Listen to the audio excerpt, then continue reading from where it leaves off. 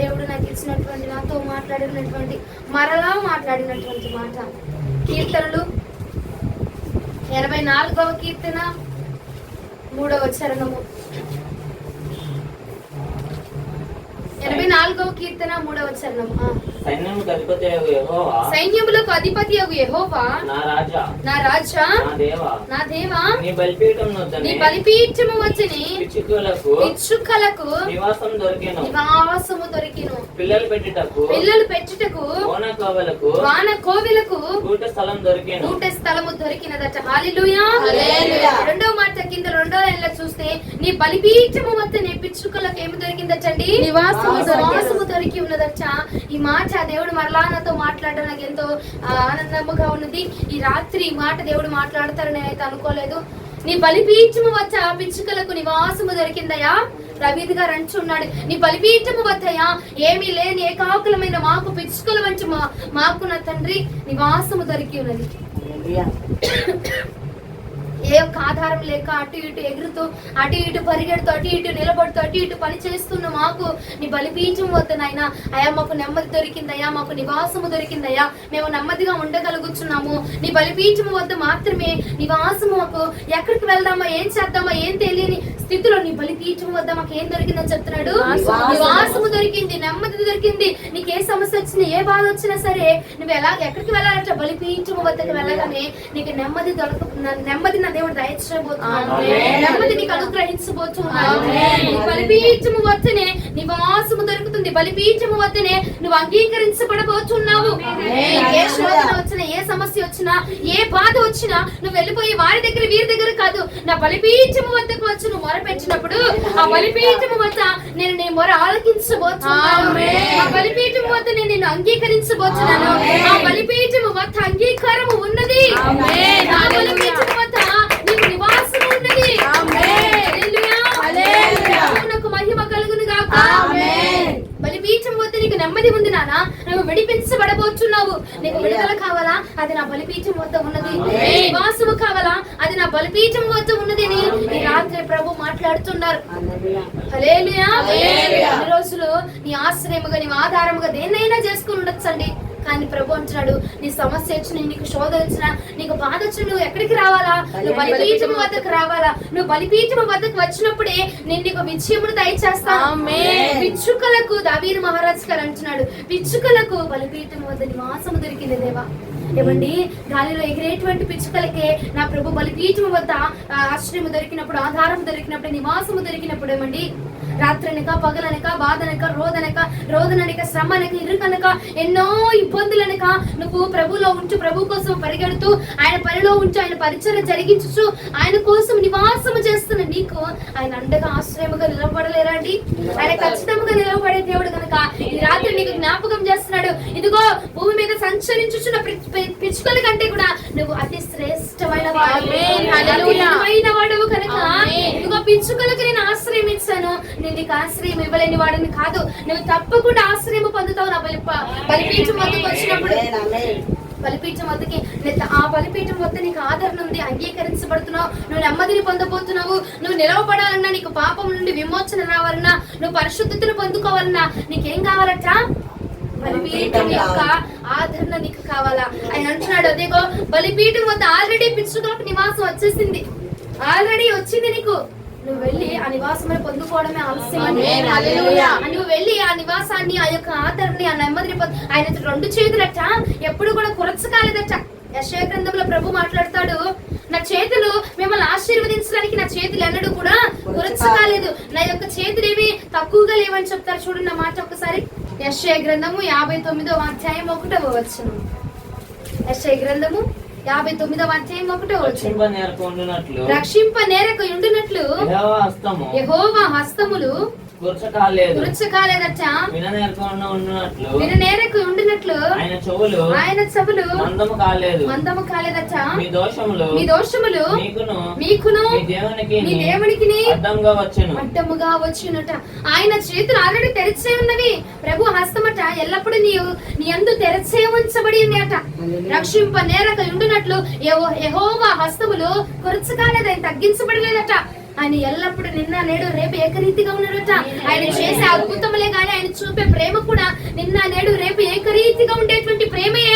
కలిగి ఉన్నాడు కనుక ఆయన అంటున్నాడు, నా బలిపీఠం వద్ద ఆల్రెడీ నీకు విమోచన ఉన్నది, ఆల్రెడీ నీకు విజయం ఉన్నది, ఆల్రెడీ నీకు నీ పట్ల అద్భుతములు ఉన్నాయి బలిపీఠం వద్ద.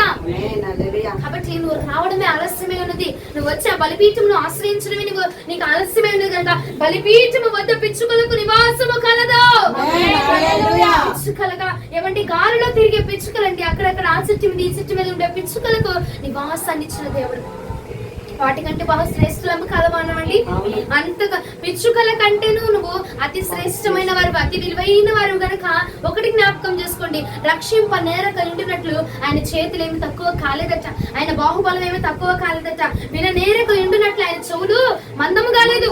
నువ్వు ఎప్పుడు ఏ బాధ చెప్పినా, ఎప్పుడు ఏ సమస్య చెప్పినా, ఎప్పుడు నువ్వేది చెప్పినా నా ప్రభు వినడానికి ఆయన చెవులు మందముగా లేవట. ఎప్పుడు కూడా ఆయన చెవులు ఎందుకు తెరచబడే ఉన్నవి.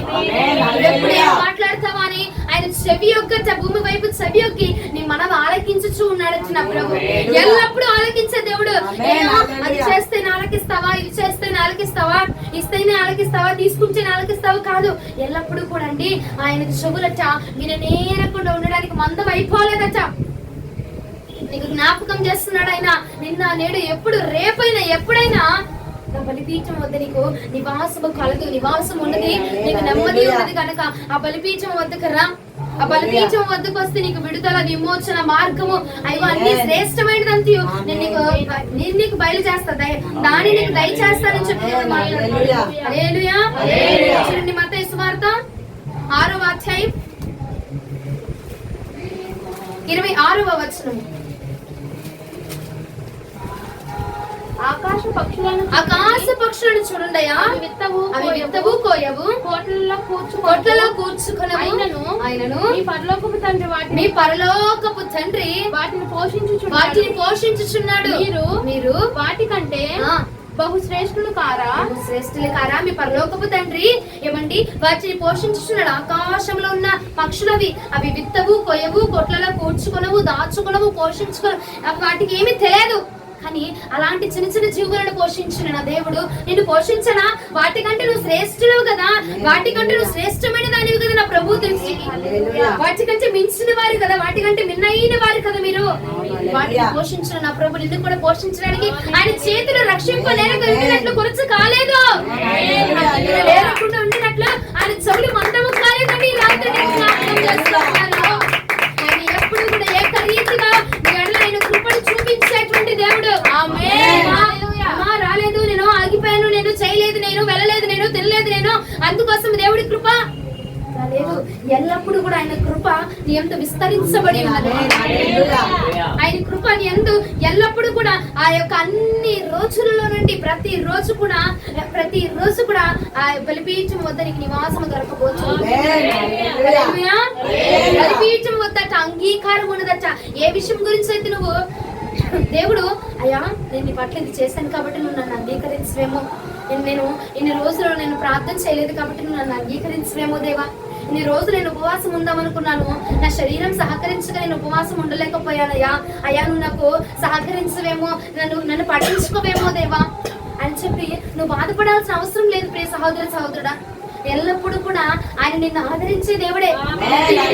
ప్రతిసారి ఆయన ఆదరించే దేవుడే అండి.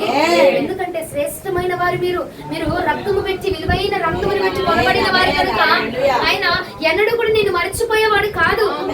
ఆయన శ్రేష్టమైన అమూల్యమైన విలువైన ఆయన ధన్యకరమైన రక్తమును ఆయన పనార్పణముగా పోసి మరి నిన్ను కన్నాడాయన, నిన్ను కొన్నాడాయన. శ్రేష్టమైన వారు, శ్రేష్టమైన వారికి బలిపీఠం వద్ద పిచ్చుకలకు నివాసము ఉన్నది. బలిపీఠం వద్దకి నువ్వు రావడమే ఆలస్యము. ఆ బలిపీఠం వద్ద అంగీకారం ఉంది, పాప క్షమాపణ ఉంది, విడుదల ఉంది. నువ్వు ఎటువంటి పాపం చేసి ఆ బలిపీఠం వద్దకు వచ్చి క్షమాపణ అడిగినా నా ప్రభు నిన్ను క్షమించబోతున్నాడు. తప్పు చేసినా నువ్వు ఎలాంటిది ఏ బాధలో ఉన్నా, ఏ బాధలో ఉండి నువ్వు విడుదల కావాలి, స్వస్థత కావాలి, నెమ్మది కావాలని అడిగినా ఆ బలిపీఠం వద్దనున్న నా ప్రభు నీ యొక్క మనవి అంగీకరించబోతున్నాడు. నీ మనవిని ఆయన ఆలకించబోతున్నాడు. శ్రేష్టమైన దానివి కదా నువ్వు శ్రేష్టమైన వాడువు, నువ్వు శ్రేష్టమైన దానివి కనుక నా ప్రభు ఎన్నటికీ కూడా నేను పాపుల లెక్కలో, పాపాత్మల లెక్కలో వేయట్లేదు. నేను ఒక శ్రేష్టమైన దానిగా చూస్తున్నాడు. నువ్వు ఎన్ని విధాలుగా ఆయన్ని బాధ పెట్టినను, ఆయన ఆలోచనను నా ప్రభు దృష్టి నీ మీద ఏకరీతిగా ఉన్నది కనుకనే, ఆయన దృష్టి మన మీద ఏకరీతిగా ఉన్నది కనుకనే మనం ఎన్ని పాపాలు చేసినా, ఎన్ని తప్పులు చేసినా, దేవునికి ఎంత విరోధంగా మనం పని చేసినాను, ఎంత విరోధంగా మాట్లాడినా ఆయన కృప నిరంతరం ఏకరీతిగా ఉన్నది కాబట్టి మనం ఇలాగ బ్రతకగలుగుతున్నాం. రేపు ఏకరీతిగా మంచి వారి మీదను చెడ్డవారి మీదను నా కృప, నా వర్షము నేను ఎల్లప్పుడూ ఏకరీతిగా వర్షాన్ని కుమ్మరిస్తున్నాను. వారు అలా చేశారు, నువ్వు ఇలా చేసావు, నువ్వు ఇలా ఉన్నావని నేను నీ మీద కోపాన్ని చూపించేవాడిని కాదు. కోపాన్ని చూపించే నీ యొక్క పని విషయంలో కానీ, నీ కుటుంబ విషయంలో కోపాన్ని కానీ, ద్వేషాన్ని కానీ చూపించేవాడిని కాదు. నేను ఎల్లప్పుడు కూడా నువ్వు ఎలా ఉన్నను నేను అంగీకరించున్నాను కాబట్టి నువ్వు ఇలాగుండి బ్రతకగలుగుతున్నావు. ఏమండి, నిజమే కదా విషయము. మనము రోజుకు ఒక తప్పు చేస్తా ఉంటాం, రోజుకు 16 తప్పులు చేస్తా ఉంటాం. దానికల్లా దేవుడు లెక్క తీరుస్తా ఉంటే ఈ రోజున మన స్థితి, మన బ్రతుకు ఇలా ఉంటుందా? ఒకసారి జ్ఞాపకం చేసుకోండి. ఏమండి, ఎంతో పరిశుద్ధులుగా, ఎంతో ప్రార్థన పరులుగా ఆదివారం ఉంటాము, మరలా మంగళవారం బుధవారం వచ్చేసరికి మరలా మనంతా ఇదైన వాళ్ళు లేరు. నోట్లో వచ్చిన మాటలు రాని మాట్లాడుతూ ఉండవు. వర్ణించలేనటువంటి, అసలు నోటితో చెప్పలేనటువంటి మాటలు నీ నోట్లోంచి వస్తున్నాయి కదా. అయినను నా ప్రభు కృప నీ మీద ఏకరీతిగా ఉంది కాబట్టి మనం ఇలాగ బ్రతుకుతున్నామండి. బలిపీఠం వద్దకు రాగా నీకు నివాసమును నా ప్రభు దయచేస్తా ఉన్నాడు. బలిపీఠం వద్ద నీకు పాప క్షమాపణ దయచేస్తున్నాడు కాబట్టి ఈ రోజున మనం ఇలాగ నీ నివాసము చేయగలుగుతున్నామండి. నా ప్రభు బలిపీఠం వద్ద మనకి నివాసం అనేది ఎన్నడైనా నువ్వు జ్ఞాపకం చేసుకోవాల్సిన విషయం ఒకటే. బలిపీఠం వద్దకు వచ్చి నువ్వు అడగగా నా ప్రభు నీ మనవిని ఆ రోజు, ఈ రోజు, రేపు రోజు, ఎల్లుండి రోజు, మంగళవారం కాదు, బుధవారం కాదు, శుక్రవారం కాదు, అన్ని రోజుల అన్ని వేళలా కూడా ఆ నివాసం నీకు దొరకవచ్చు. బలిపీఠం వద్ద రేపా, నేడా, ఎల్లుండా, శుక్రవారం, మంగళవారం కాదు, ఎల్లప్పుడు కూడా బలిపీఠం వద్ద నివాసం దొరకవచ్చు. ఎల్లప్పుడు కూడా నీకు విడుదల దొరకవచ్చు. ఎల్లప్పుడు కూడా నువ్వు అంగీకరించబడవచ్చు.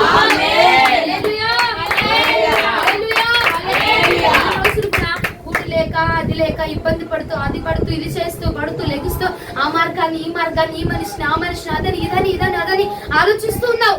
కానీ ఈ రోజు దేవుడు అంటున్నాడు, నా బలిపీఠం వద్ద నీకు ఆశ్రయం ఉంది. ముందు ప్రకటన గ్రంథం 8వ అధ్యాయంకి ఒకసారి అంటున్నాను. ప్రకటన గ్రంథం 8వ అధ్యాయం 3, 4, 5 వచనములు. ప్రకటన గ్రంథము 8వ అధ్యాయం. మరియు సువర్ణ ధూపాగ్ని చేత పట్టుకొని ఉన్న వేరొక దూత వచ్చి బలిపీఠము ఎదుట నిలువగా, సింహాసనము ఎదుట ఉన్న సువర్ణ బలిపీఠము పైన పరిశుద్ధులందరి ప్రార్థనలతో కలుపుటకై అతనికి బహు ధూప ద్రవ్యములు ఇయ్యబడెను. అప్పుడు ఆ ధూప ద్రవ్యముల పోగా పరిశుద్ధుల ప్రార్థనతో కలిసి దూత చేతిలో నుండి పైకి లేచి దేవుని సన్నిధిని చేరెను.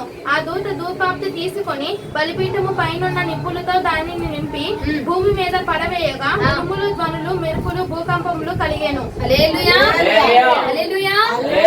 బలిపీఠము వద్ద నుంచి ధూపం వెళ్ళగా ఆ ధూపాన్ని నా ప్రభు అంగీకరించి ఉన్నాడట. ఎలా పడితే అలాగా కాదండి, పరిశుద్ధుల యొక్క ధూపాన్ని నా ప్రభు అంగీకరించాడు. పరిశుద్ధుల యొక్క ప్రార్థనని వెంటనే అంగీకరించే దేవుడిగా ఉన్నాడు ఆయన. పరిశుద్ధుల యొక్క ప్రార్థన బలిపీఠం వద్దకి పరిశుద్ధతతో నువ్వు చేసిన ప్రార్థన బలిపీఠం వద్దకు వచ్చి పరిశుద్ధంగా నువ్వు అడిగిన ఆ యొక్క తలంపు, ఆ యొక్క కోరిక, ఆ యొక్క ఆలోచన, ఆ యొక్క నీ ఇష్టాన్ని అంతకు నేను ప్రభు ఏమండి అంగీకరించి మరలా దానికి ప్రతిఫలం ఇచ్చే దేవుడు. బలిపీఠం వద్ద, అందుకే నేను చెప్తున్నాను, బలిపీఠం వద్ద అంగీకారం ఉన్నది పరిశుద్ధులకు. అమ్మా నాకు పాపం, నేను పాపం చేస్తున్నానంటే ఒకసారి బలిపీఠం వద్దకు వచ్చి నువ్వు ప్రాయశ్చిత్తము పడు, నీ పాపములకు విమోచన ఉన్నదని బలిపీఠం చెప్తూ ఉన్నది కదా. బలిపీఠం వద్దకు రాగా ఏమండి పాప విమోచన ఉన్నది. అక్కడ బలిపీఠం వద్ద నీకు పాప క్షమాపణ ఉన్నది.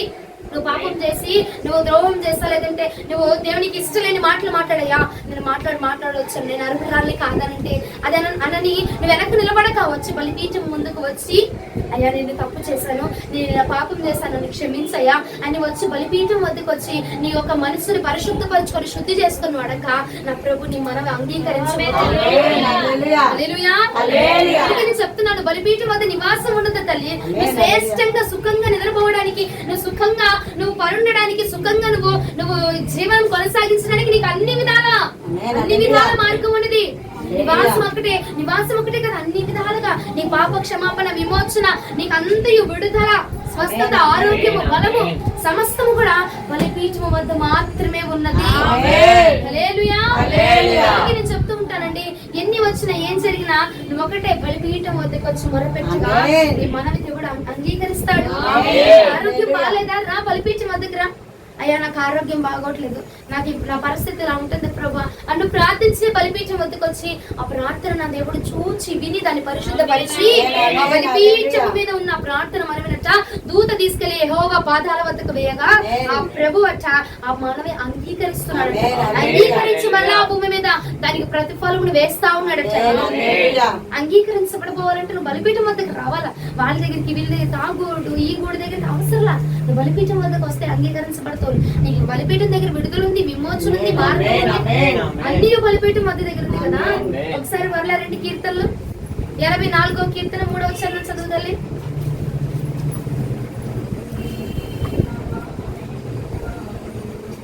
84వ కీర్తన 3వ వచనము. సైన్యములకు అధిపతియగు యెహోవా, సైన్యములకు అధిపతియగు యెహోవా, నా రాజా, నా దేవా, నీ బలిపీఠముల వద్దనే పిచ్చుకలకు నివాసము దొరికెను. పిచ్చుకలకు నివాసం ఉందయా. పిల్లలు పెట్టుటకు వాన కోవెలకు గూటి స్థలము దొరికెను. వాన కోవెలకు గూటి స్థలం దొరికిందట. వాని కోవెలకి ఏం దొరికిందండి? గూటి స్థలం దొరికిందంటే ఇక నువ్వు పెట్టుకుని అవసరంలా, వేసారిపోవాల్సిన అవసరంలా. నీకు పిల్లల్ని పెట్టడానికని అనగా నువ్వు దీవించబడడానికైనా, నీ ఆశీర్వదించబడడానికైనా, లేదంటే నువ్వు ఫలంను పొందుకోవాలా, లేదంటే నువ్వు అభిషేకాన్ని పొందుకోవాలా. ఏమండి? అభిషేకాన్ని పొందుకోవాలా, విడుదల పొందుకోవాలా, విమోచన పొందుకోవాలా, స్వస్థత పొందుకోవాలి. ఎక్కడికి రావాలా?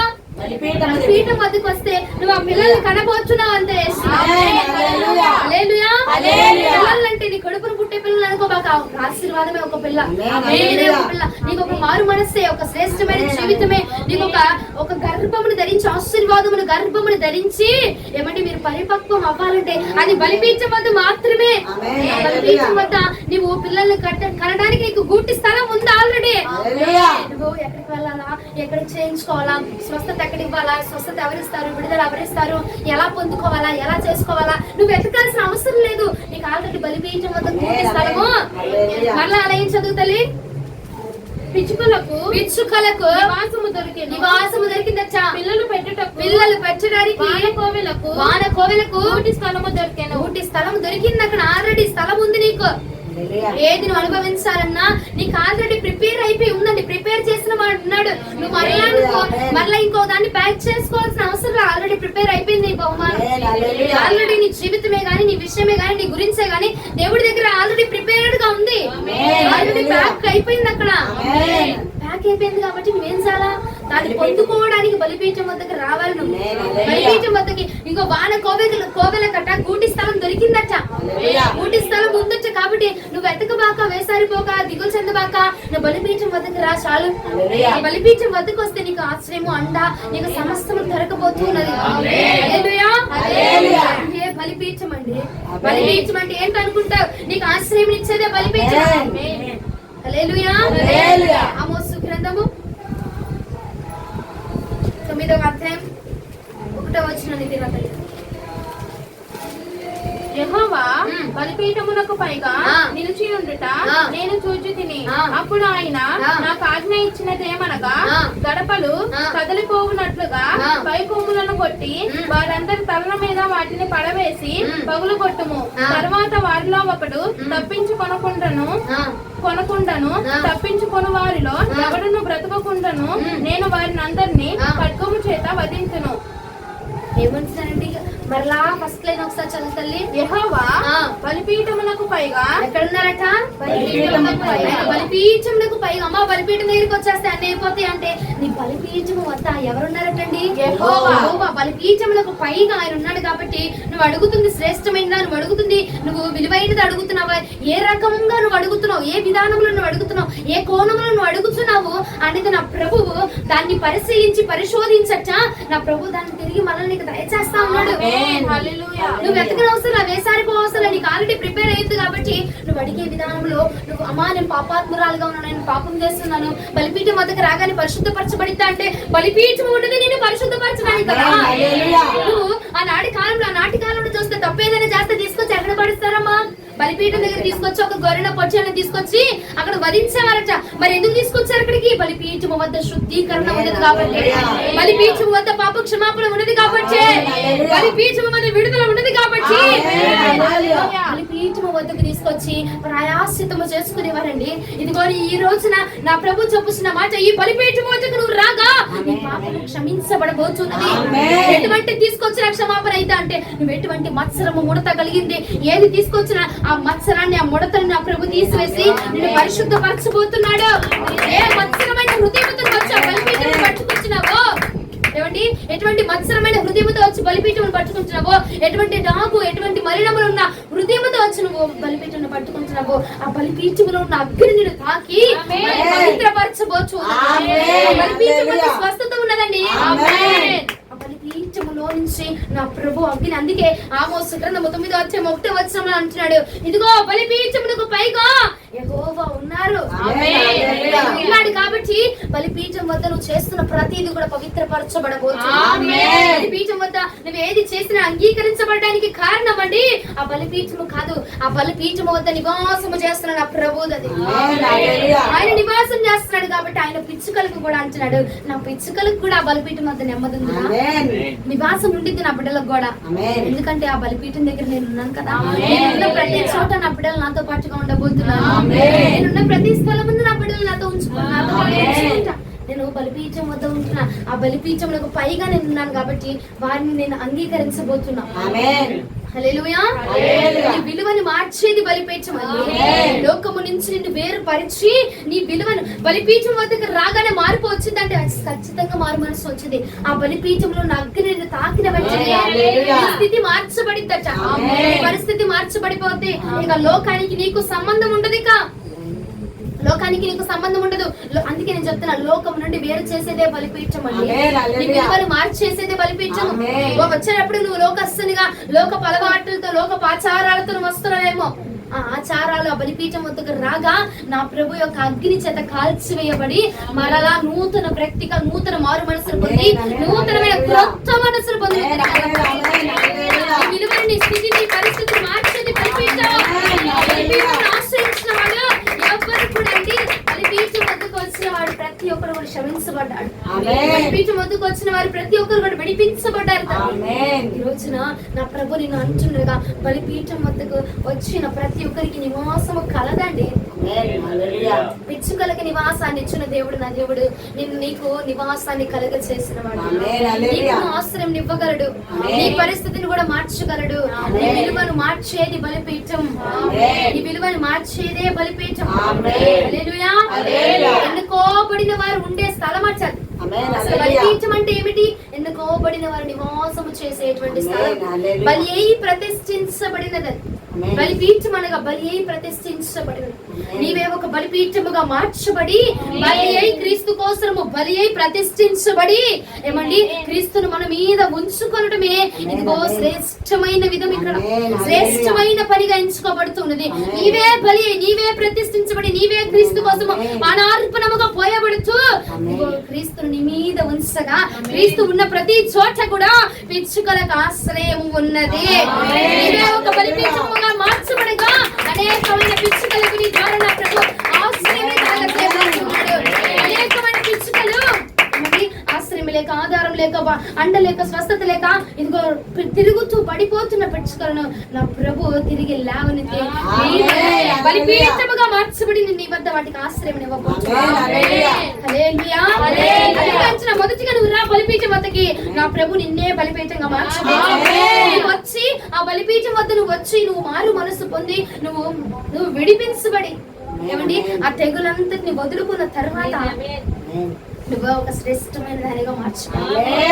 నువ్వే ఒక బలిపీఠం ఒక బలి క్రీస్తు కోసం బలి అన్నిటిని విడిచుకొని నువ్వే ప్రతిష్ఠించబడి సమర్పించబడి వైరాగ్యముతో రోషముతో ఉండి క్రీస్తు కోసము పని చేస్తూ ఏమండి క్రీస్తు కోసం నిలవబడితే ఆయన అంటున్నాడు, నీవే ఒక బలిపీఠము, నాకు నీ మధ్యనే నేను ఉండబోతున్నాను, నీతోనే నేను ఉండబోతున్నాను. శ్రమలను సహించే క్రీస్తు కొరకు నిలవబడేదే బలిపీఠం అండి. ఏ శ్రమ వచ్చినా ఏ శోధన వచ్చినా నీవే ఒక బలిపీఠముగా మార్చబడతావు కాక. శ్రమను సహించి ఇబ్బందులు సహించి ప్రతి ఒక్కటి నువ్వు సహించి క్రీస్తు కొరకు ఒక బలిపీఠంగా నువ్వు మార్చబడాలా. అక్కడి నుంచి బలిపీఠం అంటున్నావు. నువ్వు మొదటిగా మందిరంలో నీ బలిపీఠం వద్దకు వచ్చి నువ్వు పాప క్షమాపణ పొంది నువ్వు పరిశుద్ధపరచబడి నీవే ఒక బలిపీఠంగా మార్చబడి క్రీస్తుని నీ మీదకు క్రీస్తు ఆవరించబడే విధంగా నువ్వు నీ భక్తి కొనసాగించబడితే నీవే ఒక బలిపీఠంగా మార్చిపోవచ్చు. శ్రమైనా, హింసైనా, శోధనైనా ఏదైనా నువ్వు క్రీస్తుని వెంబడిస్తూ ఏమండి నీ బాధలో, కష్టములో, దుఃఖములో ఏది ఉన్నా నువ్వు విడువక నువ్వు బలిపీఠముగా మార్చబడి శ్రమైన ఏదైనా క్రీస్తు కొరకు కాల్చబడినదే బలిపీఠం. క్రీస్తు కొరకు నిలవబడినదే బలిపీఠంగా మార్చబడి. అమ్మా, అందరూ మార్చబడతారా? మందిరానికి వెళ్ళి అందరూ మార్చబడతారంటే కాదు. సమస్యలు వచ్చినా, ఇబ్బందులు వచ్చినా, శోధనలు వచ్చినా నువ్వేం చేయాలా? క్రీస్తు కొరకు నిలవబడాలా. ఒక బలిపీఠంగా మార్చబడగలుగుతావు. ఆదివారం ఆదివారం చర్చికి వెళ్ళిపోతున్నా, నేను కూడా మార్చబడతానా బలిపీఠంగా అంటే కాదు తల్లి. నువ్వు నీ మీద నలగొట్టబడాలా, విరగొట్టబడాలా, రక్తము చిందించబడాలా. అప్పుడే అది బలిపీఠంగా మార్చబడాలి. శ్రమైనా, హింసైనా, కరువైనా, కాఠికమైన దేనైనా సహించి క్రీస్తు కొరకు నిలవబడు. నువ్వే ఒక బలిపీఠంగా, క్రీస్తు అనే ఒక బలిపీఠంగా మార్చబడబోతుంది. క్రీస్తే ఒక బలిపీఠంగా మార్చబడి మన కోసము బలి అయి ప్రతిష్ఠించబడి మన కోసము వచ్చి ఆయన మాదిరిగా జీవించి ఉన్నారండి. ఆయనే మనకు మాదిరి, ఆయనే మొదటి బలిపీఠమై ఉన్నారు. ఆ బలిపీఠము వద్ద పిచ్చుకలమైన మనకు ఆశ్రయం దొరికింది. మనం ఆశ్రయమును పొందుకొని ఉన్నాము గనకనే నేడు ఇలాగ క్రీస్తు అనే సామ్రాజ్యంలో మనం బ్రతకగలుగుతున్నాము. క్రీస్తు ఆయనే ఒక బలిపీఠంగా మార్చబడ్డాడు. 2000 సంవత్సరాలు ఆయన మార్చబడ్డాడు కనుకనే ఈ రోజున అనేక వేల పిచ్చుకలు క్రైస్తవ్యములో మునిగి క్రైస్తవ్యములో తేలుచూ అదిగో క్రైస్తవ్యము వద్ద ఇదిగో క్రీస్తు వద్ద ఆశ్రయముని పొందుకొని ఉన్నాము. మనలాంటి పిచ్చుకలకు ఆశ్రయం ఇచ్చిన క్రీస్తే మాదిరిగా ఉంచి ఆయన్నే ఒక మాదిరిగా తీసుకుని నువ్వు ఒక బలిపీఠంగా మార్చబడాలా. ఏదో వెళ్తున్నాను చేస్తున్నాను కాదు. ఒక బలిపీఠంగా సమర్పణ, వైరాగ్యము, రోషము, క్రీస్తు అంటే పట్టుదల, ఆయన మాట అంటే పట్టుదల కలిగి నువ్వు జీవించాలా. నువ్వు రోషము కలిగి, భక్తి కలిగి చేయాలా. వెళ్ళాను, ఖాళీ ఉన్నప్పుడు వెళ్తాను, ఖాళీ లేనప్పుడు ఆగిపోతాను, ఖాళీ ఉంటే ప్రార్థన చేస్తాను, ఖాళీ లేకపోతే ప్రార్థన చేయను. ఇది కాదు. ఒక రోషం, ఒక వైరాగ్యం, ఒక సమర్పణ, నీ కోసం ఒక టీవీ కలిగిన భక్తి చేసే వీరుడుగా నువ్వు మార్చబడాలా. క్రీస్తు ప్రభుల వారు వచ్చి, అమ్మా నాకు ఈ రోజు ఒంట్లో బాగాలేదు, అమ్మా ఈ రోజు నాకు పని ఉంది, అమ్మా ఇది నాకు ఉంది కాబట్టి ఈ రోజు ప్రార్థన నేను రాలేను, ప్రార్థన చేయలేను, ఇదిగో మందిరం దగ్గరికి నేను వెళ్ళలేను అని చెప్పి ఆగిపోలేదు. ఆయన పని, ఆయన బాధ్యత, రోషము కలిగి నిలవబడ్డాడండి. ఏది వచ్చినా, ప్రాణాంతకమైన పరిస్థితులు వచ్చినా ఆయన నిలవ పడిపోయి ఉన్నాడంతే. వచ్చినా ఏమంటే అపోస్తల బోధలో ఉన్న మనము కూడా ఎలా పడితే అలాగా, ఏది పడితే అది చేయడానికి వీళ్ళ నువ్వు ఒక రోషము కలిగిన భక్తిగా, ఒక రోషము కలిగిన క్రైస్తవుడుగా, క్రైస్తవురాలుగా మార్చబడాలా. అవసరం తీరిపోయినాక, అవసరం కోసం ఇన్నాళ్ళు ప్రార్థనకి వెళ్ళా, నేను అవసరం తీరిపోయింది, నా పని అయిపోయింది, ఇక వెళ్ళాల్సిన అవసరం లేదు. ఇలాంటి ముచ్చట్లు పక్కన పెట్టు. ఇలాంటి మాటలు నువ్వు పక్కన పెట్టి నువ్వు క్రీస్తు కోసం బ్రతుకుతున్నావు అన్న విషయాన్ని బ్రతికితే, భక్తి చేస్తే క్రీస్తు కోసం చేయి. మనుషుల కోసం కాదు, పాస్టర్ల కోసం కాదు, పాస్టర్ల కోసం కాదు. క్రీస్తు కోసం నీ భక్తి చేయాలా. క్రీస్తు కోసం నువ్వు అడుగులు వేయాలా. నీ ప్రార్థన క్రీస్తు కోసం ఉండాలా. పాస్టర్లు వస్తున్నారంటే ముసుగేసి ప్రార్థన చేయడం, పాస్టర్ వస్తుందంటే ముసుగేసి ప్రార్థన చేయడం, ఏమండి అలా చేయడం కాదు. నువ్వు దేనికోసం చేస్తున్నావు? క్రీస్తు కోసం బలి అవ్వాలా. క్రీస్తు కోసం ఒక బలి అయి నువ్వు బలిపీఠముగా మార్చబడాలా. హల్లెలూయా, హల్లెలూయా.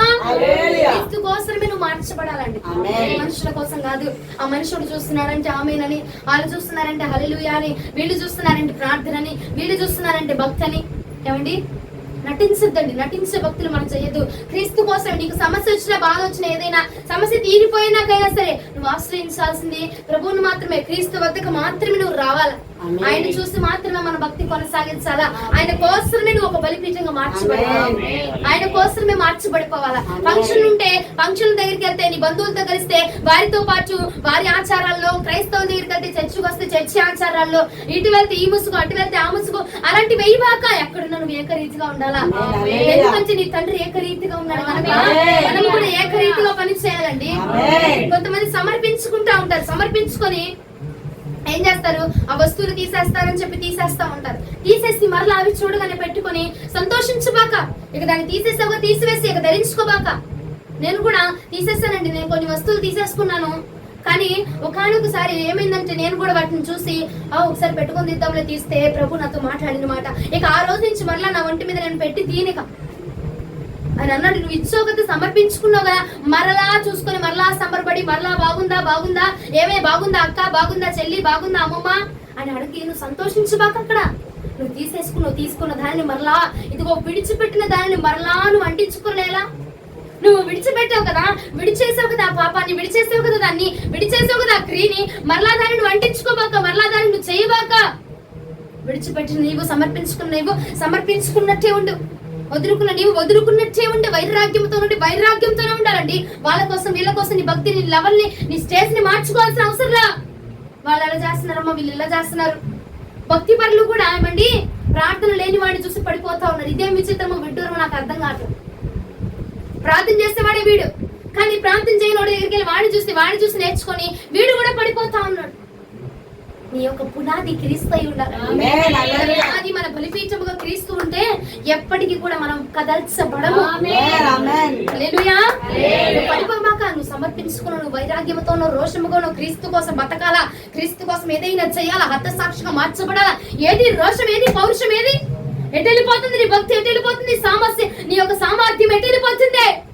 ఒకనొక రోజున క్రీస్తు కోసం బ్రతకాలయ్యా, ప్రాణ త్యాగమైనా పర్వాలేదు, ఎలాంటిదైనా పర్వాలేదు అన్న నీకు ఈ రోజున ఎందుకు? నీకు ఇప్పుడు ఈ రోజుల్లో, ఈ కాలంలో, నేటి సమయంలో నీకేమైపోతుంది? ఒకసారి ఆలోచన చేయగలుగుతున్నావా? అంతకు ముందు ప్రభు కోసం ఉన్నటువంటి త్యాగము, ఆ తపన, ఆ రోషము, ఆ వైరాగ్యము నేటి కాలంలో నీకు పనిచేస్తుందా? నేటి కాలంలో నువ్వు ఉండగలుగుతున్నావా? ఒకసారి ఆలోచించు తల్లి. క్రీస్తు కోసం మనము హతసాక్షులుగా మార్చబడాలండి. క్రీస్తు కోసం మాత్రమే బ్రతకాలి. నువ్వు ఒకనొక రోజున తప్పుడుందమ్మా, ఈ రోజు లేదంటే ఏమి ఆటంకంగా వస్తుంది నీకు అని అన్నాడు. నా పరలోక రాజ్యంలోనికి నువ్వు రావాలంటే నీ కన్ను నీకు అభ్యంతరపరుస్తుందేమో, ఆ కన్ను తీసి పెరిగిపోయి. ఏం అభ్యంతరపరుస్తుంది నిన్ను? ఏది అభ్యంతరపరుస్తుందా బలిపీఠం వద్దకు రావడానికి? ఏది అభ్యంతరంగా ఉంది ఇక బలిపీఠం వద్దకు రావడానికే? ప్రార్థనకు రావడానికైనా, మందిరానికి రావడానికైనా, బలిపీఠం వద్దకు రావడానికైనా ఏది అభ్యంతరంగా ఉందండి దాన్ని పెరిగి వేసి రాను నా దగ్గరికి అన్నాడు దేవుడు. అంతేగాని దాంతో పాటుగా నువ్వు రాలేదు ప్రభు, దాన్ని తీసివే. ఏది అభ్యంతరపరుస్తుంది నిన్ను, ఏది ఆటంకపరుస్తుంది నిన్ను, ఏది ఆపుతుంది నిన్ను, దాన్ని వదులుకొని రావాలి నువ్వు బలిపీఠం వద్దకే. ఆ బలిపీఠం వద్దకు వదులుకొని వచ్చినప్పుడే ఆ బలిపీఠంలో ఉన్న అగ్ని నిన్ను తాకిద్దాం. ఎలా పడితే అలా చేయబాక, ఎలా పడితే అలా వెళ్ళబాక. నువ్వు క్రీస్తు కోసము త్యాగం చేయబడిన క్రీస్తు బిడ్డవని ఒక్కసారి గుర్తెరగండి అండి.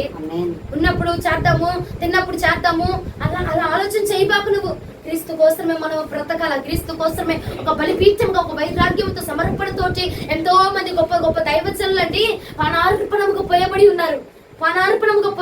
ప్రియ దైవజన్మ. ఒకసారి ఆలోచించండి. నీవేంటి ఇలాగ ప్రార్థనకి వెళ్ళిపోయి, మందిరానికి వెళ్ళిపోయి, వాక్యం వినేసి వెంటనే ఇంటికి వచ్చేసి 5 నిమిషాలు ప్రార్థన చేసి వదులుకోవడమే నీ పని కాదు. నీ గురించి ఒక ఆలోచన కలిగి ఉన్నాడు నా ప్రభు, నీ గురించి ఒక తప్పన కలిగి ఉన్నాడు నా ప్రభు. ఆ ఆలోచన నెరవేర్చబడాలంటే నీవు కూడా ఒక వైరాగ్యముతో పని చేయాలా, నీవు కూడా ఒక రోషముతో పని చేయాలా. ఎలా పడితే అలా చేస్తే ఆయన నెరవేర్చిన ఆయన చిత్తము నీ పట్ల నెరవేర్చబడదు. అయ్యా నా పని చేసుకున్నాను, నేను తినేసాను, నేను పడుకున్నాను, లెగించాను ప్రభు, అయిపోయింది, మందిరానికి వెళ్తున్నాను, వచ్చేసాను కాదు తల్లి. నీ పట్ల నా ప్రభుకు ఒక ప్రణాళిక ఉంది కాబట్టి ఆ ప్రణాళికలు అడుగులు వేయడానికి నువ్వు ఇష్టపడు, ఆ ప్రణాళిక చొప్పున నువ్వు నడవడానికి ఇష్టపడండి. ఉన్న భక్తిని కోల్పోతూ ఇంత దౌర్భాగ్యపు స్థితిలోనికి రాబాక. ఉన్నదాన్ని కోల్పోతూ, ఉన్నదాన్ని విడిచిపెడుతూ ఇంకా నీ భక్తి పెరగాలి, ఇంకా నువ్వు పెంచుకోవాలా, నీ సామర్థ్యం పెరగాలా, నీ భక్తి స్టేటస్ లెవెల్ పెరుగుతూ ఉండాలా. ఇదే విధంగా కాదు కొనసాగించబడేది, నీ లెవెల్ మార్చబడాలా, సబ్జెక్ట్ మార్చబడాలి, నీ అడుగులు మార్చబడాలి. రేపటి నుంచి, ఈ రోజు నుంచి, ఈ రాత్రి నుంచి నీ అడుగులు మార్చబడిపోవాలి.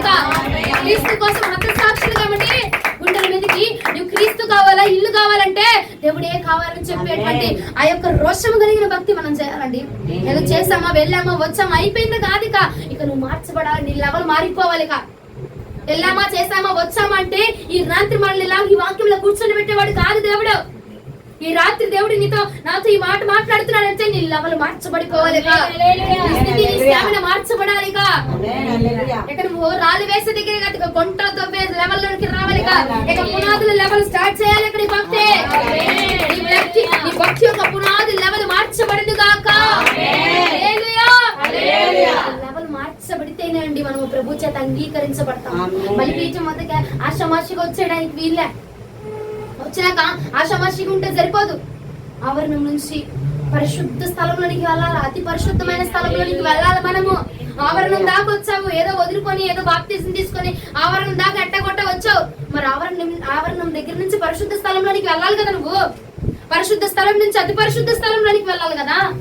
అంటే నీ భక్తి లెవెల్ మారితేనే ఆ పరిశుద్ధమైన స్థలంలోనికి మనం అడుగులు వేయగలం.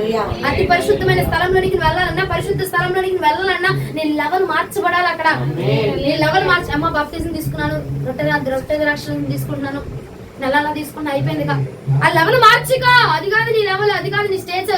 నువ్వు ఆవరణంలో ఉన్నావు, పరిశుద్ధపరచబడ్డా, ఓకే. దాని తర్వాత ఏంటి? దాని తర్వాత పరిశుద్ధ స్థలం ఉంది అక్కడ. ఆ పరిశుద్ధిని కలుసుకోవాలంటే నువ్వు ఇంకా నీ అడుగు ఇంకా వేయబడాలా. నీ లెవెల్ ప్రార్థన అరగంట చేస్తున్నావా, ఇంకొక అరగంట ఎక్స్ట్రా మార్చాలా. ఇప్పుడు 5 నిమిషాలు చేస్తున్నా, ఇంకొక 5 నిమిషాలు పెంచు. ఏమంటే గంట చేస్తున్నా, ఇంకొక గంట పెంచు. ఉపవాసంలో ఒక రోజే ఉంటున్నావా, లేకపోతే ఉపవాసం స్టార్ట్ చేయి. నీ లెవెల్ మార్చబడితేనే ఆ యొక్క పరిశుద్ధ స్థలంలోనికి మనం అడుగులు వేయగలమండి. హల్లెలూయా. క్రీస్తే ఒక బలిపీఠంగా మార్చబడి ఉన్నాడు కనుక ఆయన బిడ్డలమై ఉన్న మనం కూడా బలిపీఠములుగా మార్చబడి అనేకమైన పిచ్చుకలకు మన వద్ద ఆశ్రయం కలుగునుగా. అలాగే మనం మార్చబడాలా.